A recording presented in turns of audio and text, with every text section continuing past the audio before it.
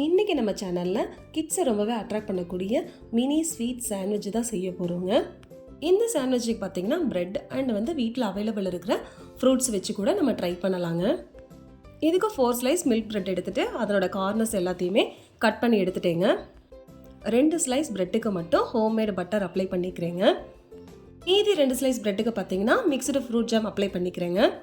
நம்ம ஜாமுக்கு ஆல்டர்னேட்டிவாக பார்த்தீங்கன்னா peanut butter apply பண்ணிக்கலாம், அப்படி இல்லைன்னா சாக்லேட் சிரப் எது வேணாலும் அப்ளை பண்ணிக்கலாங்க. சாண்ட்விச்சில் ஒரு சைடு பட்டர் வர மாதிரியும் இன்னொரு சைடு ஜாம் வர மாதிரியும் தான் செட் பண்ண போகிறோம். இன்றைக்கி சாண்ட்விச்சுக்கு பார்த்தீங்கன்னா பனானா தான் யூஸ் பண்ண போகிறேங்க. 2 கதலி எடுத்துருக்கீங்க, அதையே சின்ன சின்னதாக கட் பண்ணி எடுத்துக்க போகிறோம். அடுத்ததாக பார்த்தீங்கன்னா பட்டர் அப்ளை பண்ணியிருக்க 2 பிரெட் ஸ்லைஸுக்கு மேலேயுமே பார்த்தீங்கன்னா சாக்லேட் பவுடரை ஸ்ப்ரெட் பண்ணிக்கிறீங்க. இதுக்கு மேலேயே பார்த்தீங்கன்னா நம்ம கட் பண்ணி வச்சுருக்கிற பனானாவை அடுக்கிக்கணும். லைனாக அடுக்குனா மட்டும்தாங்க நம்ம கட் பண்ணும்போது டேமேஜ் ஆகாமல் வரும்.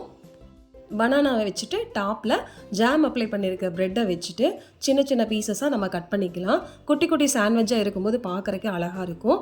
அந்த மாதிரியும் கட் பண்ணிக்கலாம், அப்படி இல்லைன்னா ட்ரையாங்கிள் மாதிரியும் கூட நம்ம கட் பண்ணி எடுத்துக்கலாங்க. இந்த ரெசிபி பார்த்திங்கன்னா ரொம்பவே டக்குன்னு செஞ்சிடலாம். நம்ம அடுப்பு யூஸ் பண்ணவே தேவையில்லைங்க. வீட்டில் இருக்கிற ஏதாவது ஆல்டர்னேட்டிவ்ஸை வச்சே நம்மளுக்கு ட்ரை பண்ணிக்கலாம். ப்ரெட்டு மட்டும் இருந்தால் போதுங்க. கண்டிப்பாக எல்லோரும் ட்ரை பண்ணி பாருங்கள். தேங்க்யூ.